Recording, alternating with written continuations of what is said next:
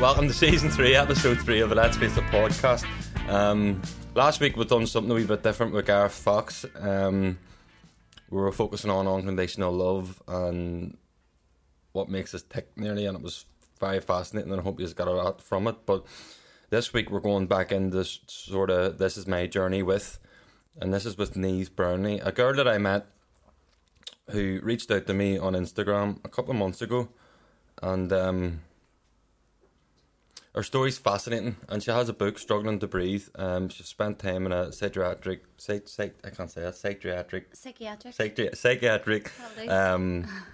ward, a couple of psychiatric wards 6 years ago.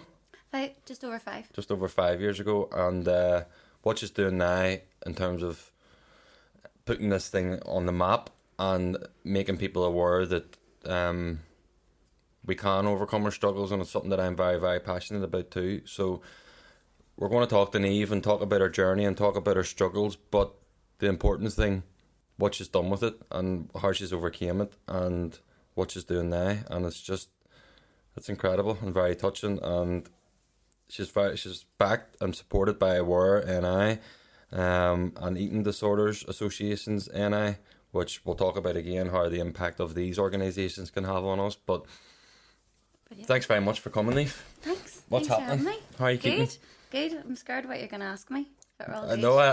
We'll just go with it and see what happens. But okay. All good. No, all good. Happy days. And I think that it takes a lot of balls to do what you're doing and to step out of your comfort zone and to put yourself out there. So kudos to you and fair play to you, because I can only imagine how tough it was. And when our stories are different but very similar in terms of the struggles and stuff like that. But nearly start from the start and tell me a wee bit, even for people who don't know you, a wee bit more about you and where you came from and who you came from and what the crack is there. Yeah, sure. Well, I came from my mummy and daddy.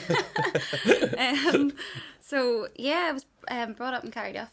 I was a teacher. Went to St Mary's there, and did teaching for a couple of years, right up until about a month before the hospital. Went through school like grand, like I did well in school, did well in exams and all. But there was just always this kind of underlying something going on that I didn't even have the words for back then. I kind of knew that there was something up, and to sort of counteract those kind of thoughts I was having about myself, just started pushing myself like in every other area. So like in school, like in every subject, I had to be getting top marks, throwing myself into like every kind of extracurricular that I could, just always busy, like never stopping, never letting myself focus, on maybe what was going on. But yeah, everything kind of kicked up a wee gear then when sort of I was doing my A-levels. Eating disorder started, and yeah, went the whole way through uni, nobody knowing what was going on. Kind of by like 3rd, 4th year teaching, teaching practices, I kind of became aware that there was maybe some sort of depression going on, but again, nobody knew, until I went into work, and then one day it all kind of came crashing down a wee bit. Came out of work, came out of the job, just left one day, said I wasn't coming back, and then it was a couple of weeks later I was admitted to the hospital. That's like a wee bit of a... It's no, I can relate. Yeah, quick. It was a lot longer. No, but I can relate a lot to that, and it's like, even where you started there about that almost escaping reality, not actually wanting to sit with your feelings, knowing that something isn't right. So we always sort of knew that something wasn't adding up, but as in diving into these extracurricular activities and doing these different things is near enough, in a way, me diving into a bag of Coke or diving into alcohol, 100%. As in don't want to sit with what's actually really going on in my life. And that's more or less what you said there, but it's like, definitely. What, in terms of, even like you said, an eating disorder came into it, and the way you said it, it was like, yeah, I had an eating disorder, but What does that actually look like? What does that actually mean? Because it's something that I'm so like. I met a girl called Aoife Lennon, and she plays for Armagh. And she played for Northern Ireland soccer team too, and she had an eating disorder, and the impact that had in her life was. So what did that actually look like for you in terms of take me through a day in the life of you? Bad like me, say if it was me, I'd be like take me through a day in the life of me in active addiction. So how would I even phrase that in terms of? Yeah, so when I was sort of like in the throes of my eating disorder, well, so it started when I was 18. My kind of the overriding eating disorder with me has been bulimia. So I'm in recovery now. Okay. Similar kind of language, I suppose. Like, but I've had periods where I would have been meeting the criteria for anorexia. Okay. But not in terms of like for my body, say, my weight was dropping, hair was coming out, period stopping, whereas at times of the bulimia, it would have been more like a mental kind of torture that I would have been going through. So like at the time the bulimia started, a couple of months before the A-levels, sort of since I was very young, and like I do talk about it in the book, there would have just been like this kind of constant conversation around weight and around body image and around food. When like the people like mum and like my aunties and their friends, like they were also a product of their generation, but for them, like they would have been in and out of like slimming clubs, losing weight, putting on weight, like kind of grouping foods as like good foods and bad foods, and commenting on people's weight and who'd lost weight and who'd put on weight and what that said about them as a person. So I kind of started to take all that in really small. Like I can remember being 6, 7, going swimming with school and developing this like rash over my whole body, pure stress, because I had started to think that there was something wrong with my body, that there was something bad about it, and I would spend the whole time like sucking in my stomach even though there was nothing there, like pure ribs like sticking out. But I just started to get this thing in my head that there's something wrong with my body, there's something wrong with certain foods. And then that kind of started to feed into my mood. Do you know, obviously, like it wasn't enough after a while to start telling myself there's something wrong with my body. That wasn't enough after a while. I started going, there's something wrong with every part of me. Do you know, like I'm disgusting. I am repulsive. I walk down the street and everybody's looking and pointing at me thinking she's a freak. Yeah, so it was kind of those thoughts were getting worse and worse, and I'd started like restricting food a lot, over exercising a lot, losing weight really, really rapidly. And I remember like the moment that the bulimia kind of started, like I'd had the thoughts for years and years up to this point, and just had this kind of overwhelming feeling of disconnect with my body, and so disgusted by it, so repulsed. I wanted rid of it. I wanted rid of everything. And that was kind of the start of the bulimia. And I sometimes think of it as a bit of an addiction as well. Of course. In that, like, no matter what I did, like, no matter what I said to myself, I said, like, this is the last time. You know, like, this is the last time I'm going to do this. And I know it's really bad for me, but let me just do it this once, and then tomorrow I'm never going to do it again. But obviously it doesn't work like that. So yeah, kind of the sort of moved between periods of the bulimia, moving into periods sometimes of, it would have, like the doctors would have said, right, you're meeting this criteria for all the symptoms here, like anorexia, but your weight's not there. But for me, that was just like a restriction period of my bulimia, where my bulimia just worked in that. So I would restrict as long, like I would go days without eating and over exercising until I physically couldn't anymore. And that for me would lead to like a binge, is what I would call it, and then this purge, and then it would all start again, and the cycle just kept repeating itself. And like no matter what I tried, like no matter what I said to myself, I couldn't get myself out of it. But nobody knew.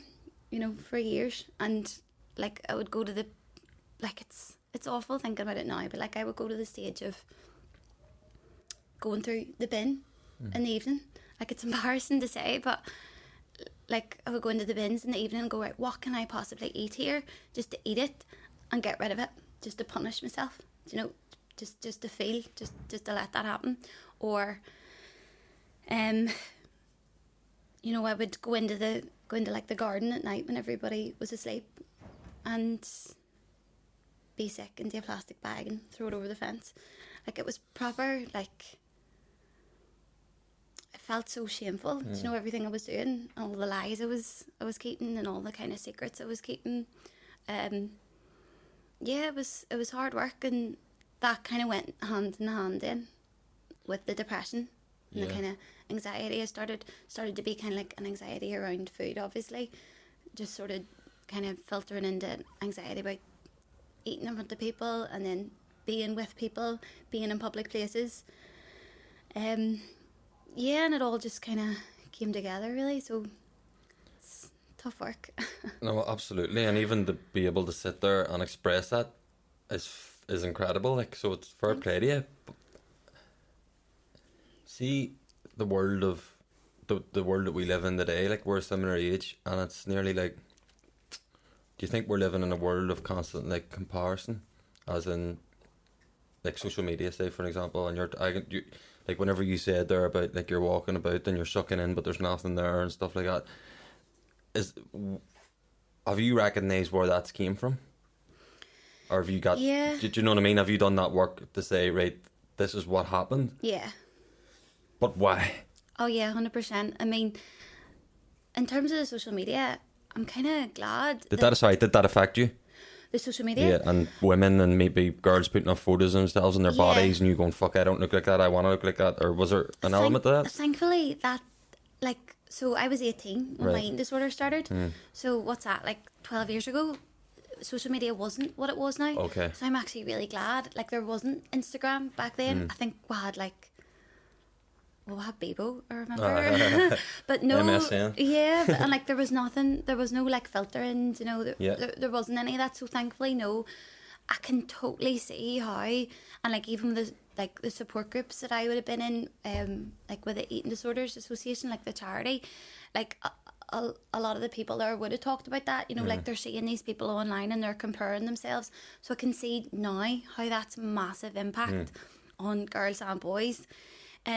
But no, like the why for me, like over years and years of therapy and everything, yeah, I understand it now that it all came from, and same with the depression, same with the anxiety, same with the panic, it all came from this place of just not feeling good enough and feeling like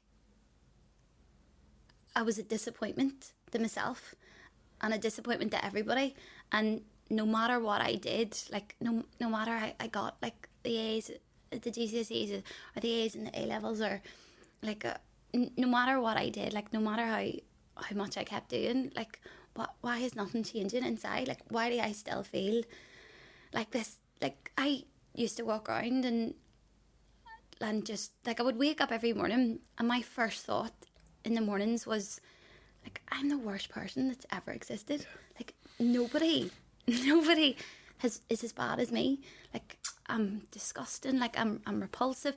I got to this point where I tried not to leave the house because I remember thinking, if I walk down the street, like I'm gonna offend people with the way I look, and there somehow it doesn't make sense. Like, but somehow I also makes sense thought, to me because I felt exactly like you. So it's no. And even in my head, like I would think, we'll never speak, but betcha they can see into my head and they can see how rotten my thoughts are, and they can see that there's something wrong with me.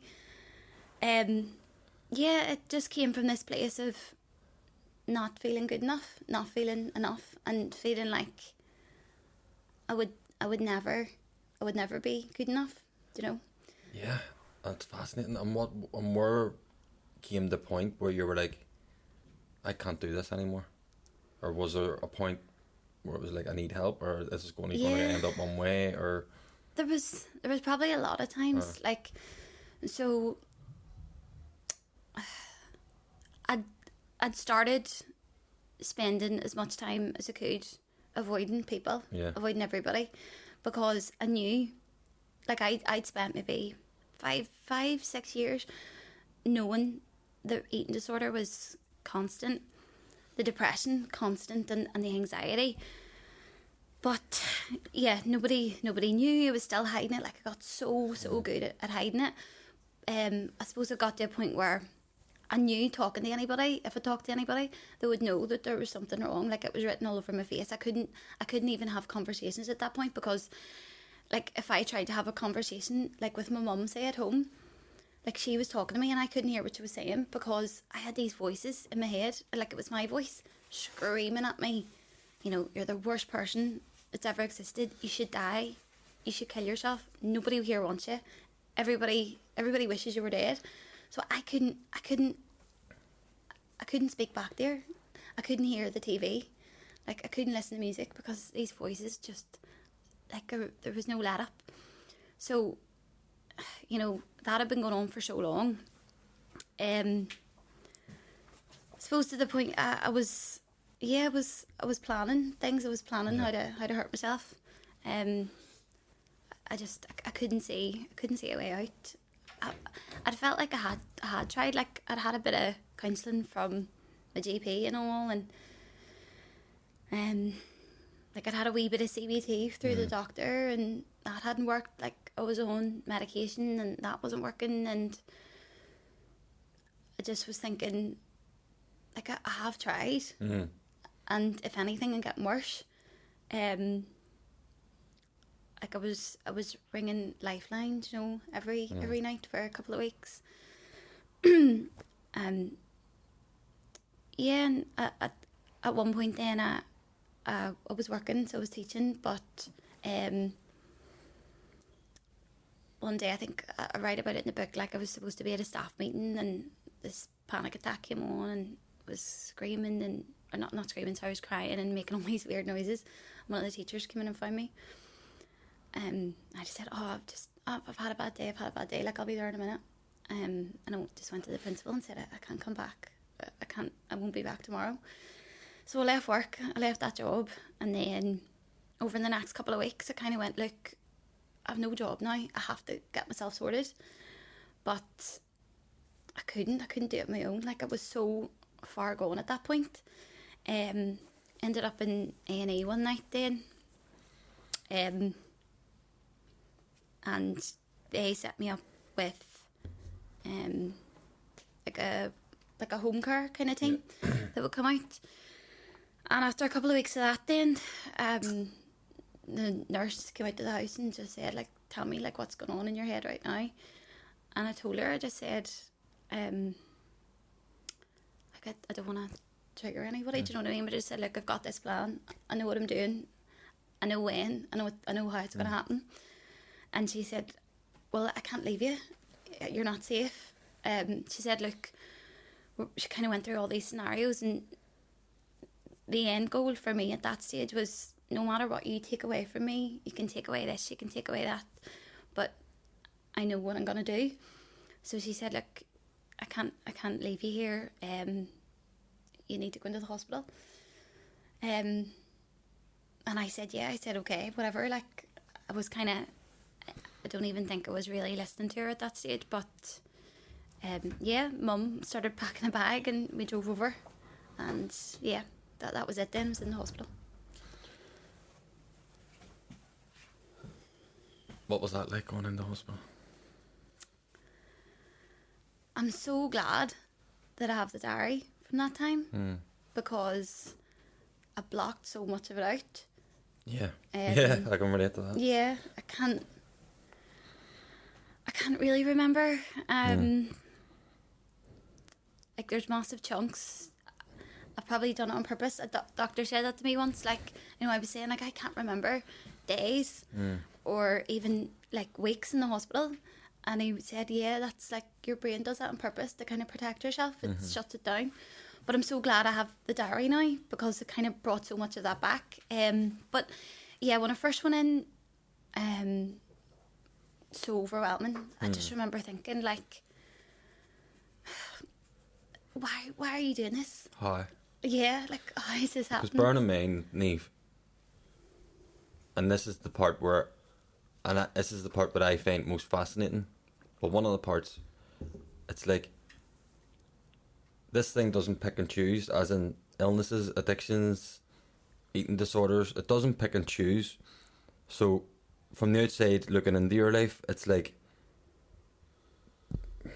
how could there be a problem? How could there be a problem with me? 100%, yeah. As in, I went to the ranch, I went to St Mary's too, and it was like, sure, you're doing well. Like, you're a teacher, you have all this thing, and it's not just the people who are, and we live in a society where we're labeling people, and by how they look, or by even in an addiction sense, it's like an alcoholics, and only alcoholics are in Castle Street, Yeah. and that's it. Or people with eating disorders, or a certain type of person. Yeah. But it doesn't pick and choose. So you're sitting at 24 years of age in this hospital, but at 24 you've actually been quite successful. You're not. Do you understand what I'm trying to say? Oh, 100%. So it's like, that was, so it's nearly like, how the fuck did this happen to me? Because I'm supposed to be doing well in my life, that and was, this took over it nearly. 100%. That was actually massive part of the book. Like, my diary was me sitting going, like, how has this happened? Yeah. And at the start, it was very much like, how have I let this happen? Like, when I went into the hospital, I went, like, what a fucking loser. Yeah. Like, Yeah. I couldn't understand how I got myself there. And, like, I was thinking about my family, do you know, and I was like, they don't deserve this. Like, what am I doing? Like, why can I not snap out of this? And, like, the first hospital I went into, it was over 65 ward, so it was only place with the bed, like, in Northern Ireland that night. So, and God love them, a lot of the patients then, they had, like, dementia patients and stuff. It's like, when I first went in, surrounded by, you know, these people, like, I was looking at them going, I'm not like these people. Like, I can't relate to anybody here. Like, and that just made me feel like even more of a freak. Yeah. So I was like, what am I doing, like, here? And I can't believe this has happened. But, like, over the next kind of month, like, that's what, for the first time, I'd never really sat, even in that kind of wee bit of therapy I'd had from the doctor, I didn't really let myself go there. I was still I thought I was protecting myself by not talking about things that had happened, like, in childhood.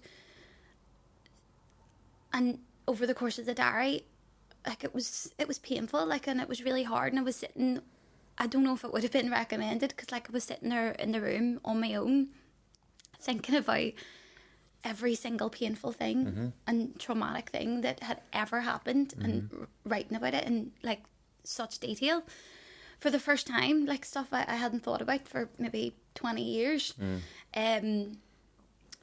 But yeah, like, that, I tried to work that out, because I was like, right, I'm here, I can't change that now. I don't know how long I'm going to be here. I don't know when they're going to let me out. So, like, something has to come from this. So could you see a change, right? So a change in perspective, maybe, of your life, as in, right, so I'm here, something has to come from it, I want to go in a direction. So did you find like a bit, like, nearly like a purpose during that process? Like, by the way, our stories are very, very similar. I can relate to you, as in putting in things down on a piece of paper. And you said you're in recovery. Yeah. And they say the good thing about, like, recovery, and is that you get your feelings back. But the bad thing is, you get your feelings back. Because we're so we're so used to running away from these feelings. So actually sitting there. But could you, and you probably can't remember, you probably have it in the journal somewhere, in the book somewhere, where it's like, something's starting to change here with me, and I'm starting to get a wee bit of energy. I start to see a wee bit of light at the end of this tunnel. Yeah, it's actually funny you say that, because at the time of the diary, no, I couldn't see this. I couldn't really see. Well, no, that's not true. There's I kind of think of it, like, the diary, like, in two parts. For the first 14, 15 days, it's all shit. Like, it's seriously hard. And I'm so overwhelmed by, like, as I said, like, see, before I went into the hospital, like, I'd completely isolated myself. Like, I was trying not, if I could get through a full day without speaking to anybody, like, it was a good day. Yeah. To going from that to then living with like 30, 40 other patients sharing kitchens and bathrooms, and like I hadn't experienced anything like that, so it was so overwhelming. So the first like couple of weeks, I was trying to understand in my head what happened, and I was trying to like navigate living with these people, and I didn't know how to do it. But there's like a halfway point in the diary. I think that, again, I don't want to upset anybody, but I do. You're okay. You're okay. Okay, I do try to, to hurt myself, we'll say, in the bathroom. Obviously, it didn't work, and you know, a nurse came in, found me, and that was okay. And I didn't realise it at the time of writing, but whenever I read back on the diary again, I could see now, like, that was kind of a wee bit of a turning point, like, when that happened. And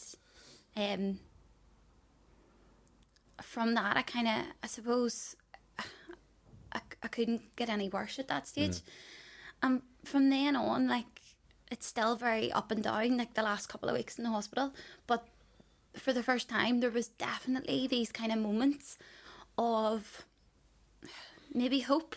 Yeah. And I was going, like, okay, this is shit, but maybe it doesn't have to be shit forever. Or even, probably what started that was these tiny moments of, like, connection with some of the other patients. Like, the first couple of weeks, I had very much kept myself to myself. Like, I was scared and pure ignorant as well. And, like, I say that in the diary, like, it's bad to say, but when I went in, I do remember thinking, I'm not like these people. Like,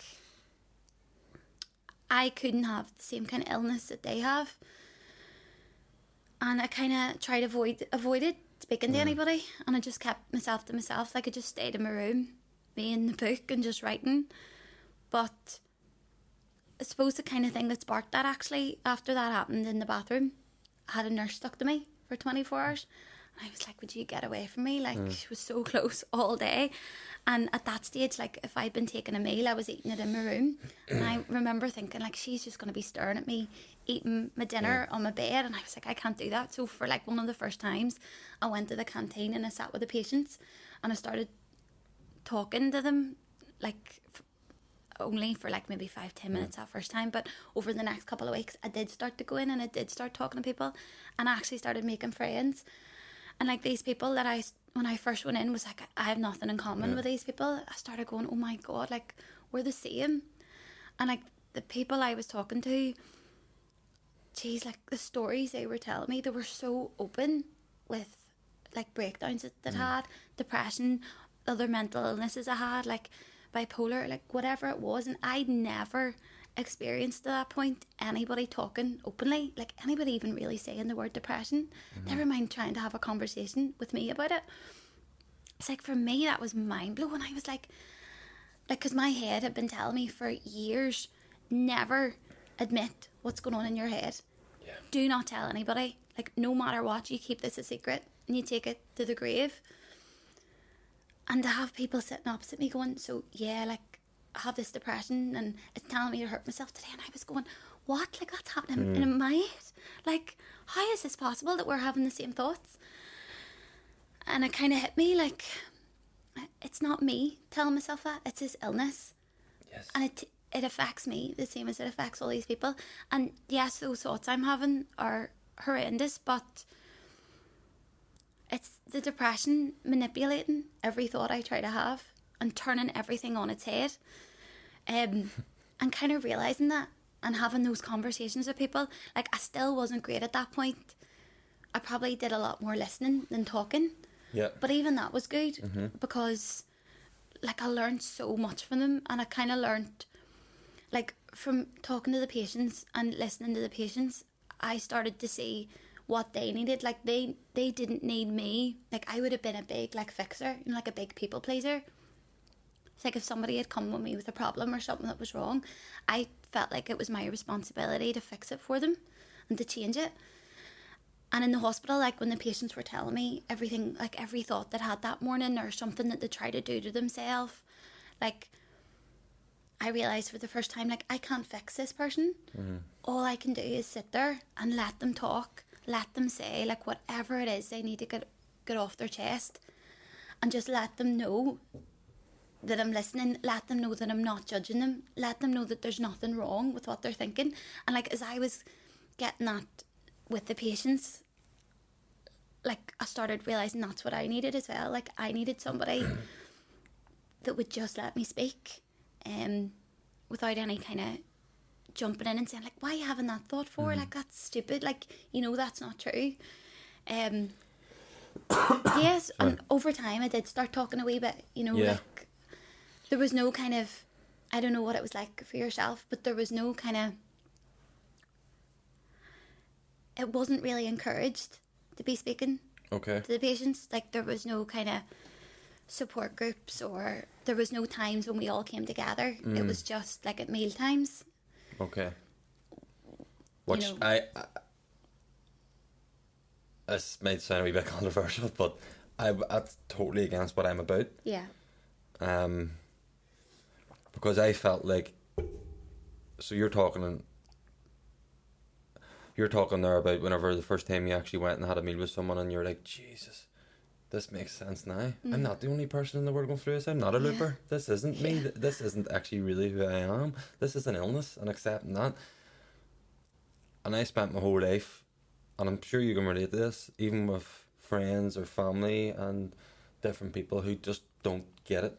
And how many times have we said that? You just don't get it. You just don't understand. But I tell you who does get it, someone else who's living it. And it's like the power, the very first time, like I grew up my whole life playing in teams, successful teams, doing well, playing my anthem, playing it, always surrounded by loads of people and groups. But the first time I walked into Cuamore, the first time I sat in a group meeting with 12 people was the very first time in my life I felt like someone understood me. 100%. So you having that and them conversations with people and being in a community where people actually understand you for who you really are, you can then accept yourself for who you are. 100%. Like, see, so there wasn't any of that in the hospital, but you see, when I came out, which we're going to get on to about we're going to talk about, it was the support groups. I mean, like, I would have said, like, the eating disorder support group, or the Eating Disorder Association, and the support groups that there were, like, I put them down, like, right up there as pretty much the thing that got me into recovery. And it's sad that, like, that experience didn't happen in the hospital, and I still don't really understand why not. But maybe that's just where you're at, do you know, and that's fine too. And I'm a big believer of, if that's what you need in that moment in time, then good. But I think there has to become a stage where whenever we do move on, in terms of people, places and things, the people we surround ourselves with, the places we'll be in, and the things we do on a daily basis in terms of our recovery. And like you made a conscious choice to be like, right, I need these people in my life, as in these organisations. So to say that they're right up there with me, but the work started with you. Do you know what I mean? And I fucking think it's unbelievable. And having these people in and surrounding themselves and creating these networks so you can blossom is fucking class. Like, it's like that, what do they say, like when you're raising a kid, like it takes a village. It's like the same kind of thing with my recovery. Like I never could, yes, you're right, there was so much happening internally at that stage, but I still don't think I couldn't, there's no way I could have done it without the support of like the charities, organisations, the support groups. And as you said, like this, being surrounded by like in a circle of people that are going through exactly what you're going through. There's no judgment, there's no shame, there's nobody thinking, Jesus, she's lost the plot. Like, so powerful, you know. And for the first time you kind of feel like you're not a freak, understood. Do you know what I mean? And I think it all just boils down to love, and that thing that you were missing maybe growing up, or that understanding and that love or whatever, like, and I'm speaking for me too. And sometimes and that's, you were at my event the other week, and I said about it's good to talk, but the second part of that was it's good to listen.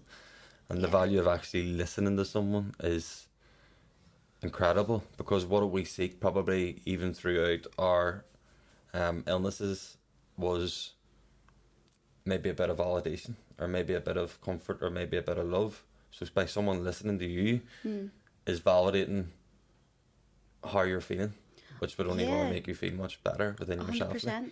And yeah, my mum, my mum always would have been there, but I didn't really have the words for so long. I couldn't explain to her what was going on, and she would have, when she knew things were bad, like, you know, when I was getting the nurses in and out of the house, like she would have came to me and said, like, what is it, like, and I couldn't at that stage, but she would have said, like, without listening, one of the best things I ever said to her when I came out of the hospital, like, I would go to her and say, I have this thought in my head, and I need to get it out there. I need to tell you, but I don't need you to come back and tell me what to do. Yes. I don't need you to fix it. And she said that was one of the best things ever, because it took the pressure off her. She obviously felt like, this is my child, like, I have to fix her. And I said, no, like, it's enough letting me feel like I have a voice, and letting me feel like I can get it out there, and just knowing that somebody's listening and that somebody cares. Like, that's all I need from you. So yeah, having anybody around you that's willing to sit there and let you build up the patient, or sorry, be patient enough to let you build up, like, the courage to say, okay, yeah, I'm thinking this, and it's really scary, and I know you can't do anything about it, but just let me talk about it. Just hear me out. Yeah. And that's nice too. Yeah. It's lovely. Tell me more about, so you come out of a hospital, you're obviously doing a lot of work within yourself. At what point did it become or is it your purpose, or your goal to put this out and be like, people need to know more about this, because people do need to know more about this? And to be honest with you, I don't know enough about it. Even these two charities, I don't, and I need to get to know. I want to get to know more about what they do.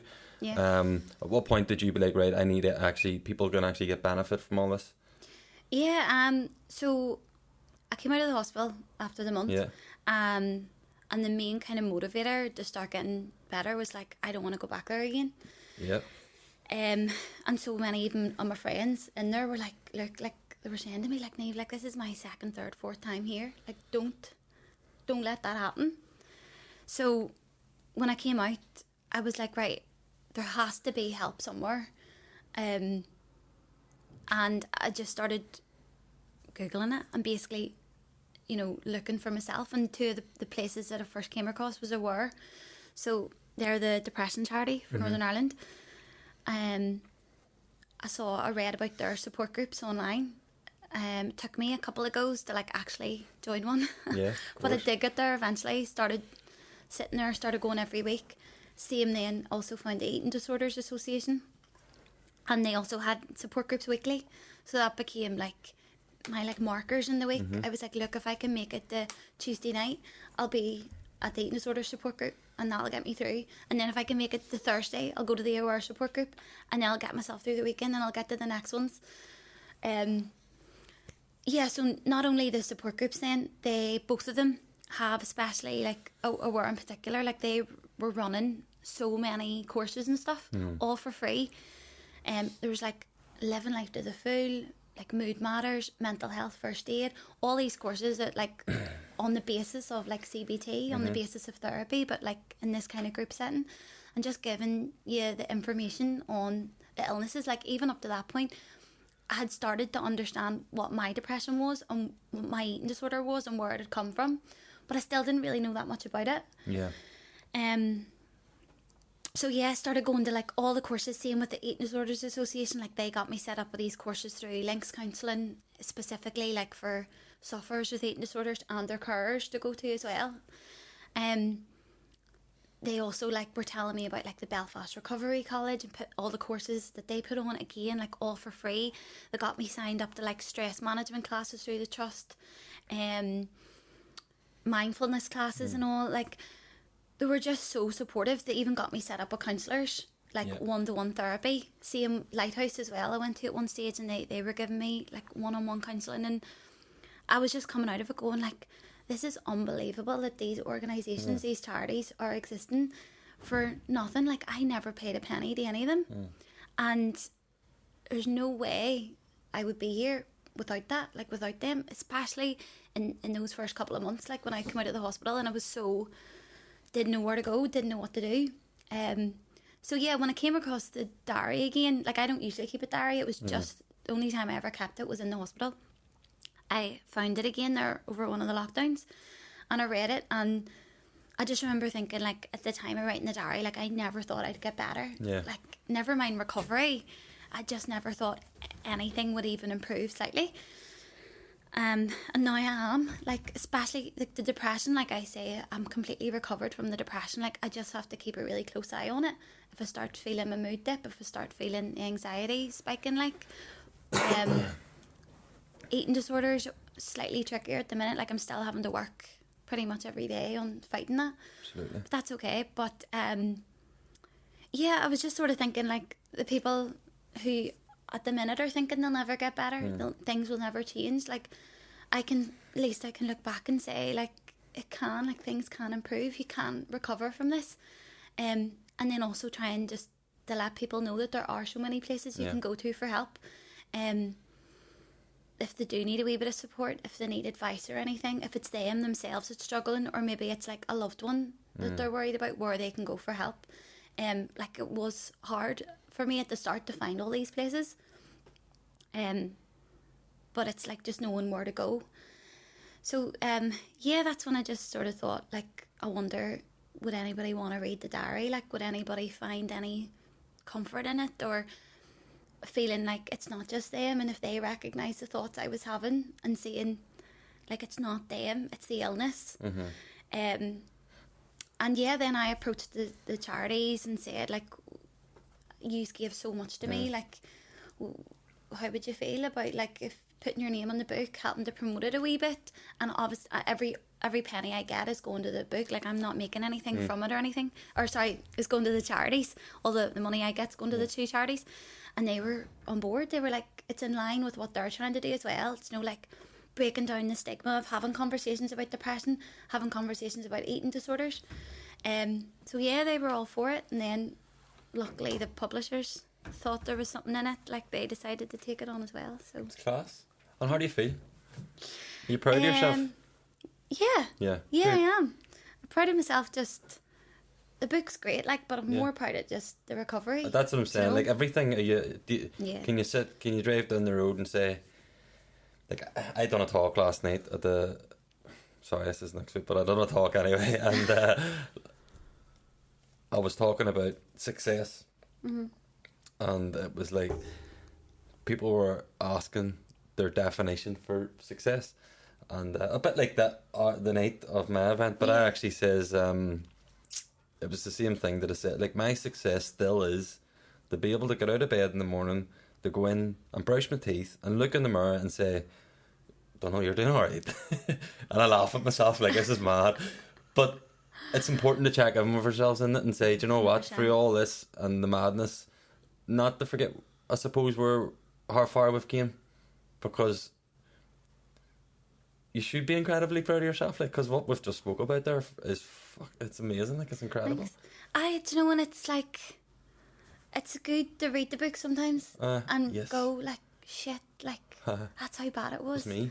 Yeah. Sometimes I don't recognise myself, like, but yeah, no, I am, like, same thing. Like, if I can get up in the morning and, like, I get up in the morning at the minute, I'm waking up and going, right, I'm choosing to recover. I'm choosing to keep moving away from the eating disorder, choosing a way to keep my mood good. I'm choosing to not be anxious. Yeah, like, I'm proud of it, and I'm proud of the book, and thankfully, like, we're getting a wee bit of money for the charities and all, you know, like, to let them keep finding people like me, or keep reaching people like me that maybe need it. Impacts. Yeah. All about impacts, and you're making a massive impact. And see, and just in terms of aware, how do I reach out to them if can I reach out to them, just for those who are watching? Oh yeah, 100%. If I'm struggling or depressed or need counselling or need direction, I can reach out to Aware. Totally. I suppose, and eating disorders. Yeah, so basically the whole last chapter of the book, I'm detailing every charity, every Oh. organisation I went to Cool. for help and what they did for me. And but yeah, I mean, if you can type in aware to anywhere We'll into tag them Google on under their Instagram Yeah, anyway underneath and this post. in their Instagram, or if you go onto their website, I think they've got something like 24 support groups or something in Northern Ireland at the minute, running every week. So there'll be one close to people. You can also pick up the phone and ring them. The Eating Disorders Association, they have a 24-hour helpline. Support groups with Aware and with eating disorders, like you can register for all of their support group or the courses that they're still running at the minute, like online, in person. Yeah, like if anybody needs support, like it's so hard, like to make that first phone call or to even to send that email to them. But if you email or call any of those, or like the other charities I mentioned, like Lighthouse, Pips, Lifeline, that were all amazing to me. Like if you can make that call, if you can send that email to them, like you'll only be met with support and love and no judgment, no shame. Do you know what I mean? And like for me, it was like the best thing I ever did. You know, reaching out and just asking for the help. Class, unreal.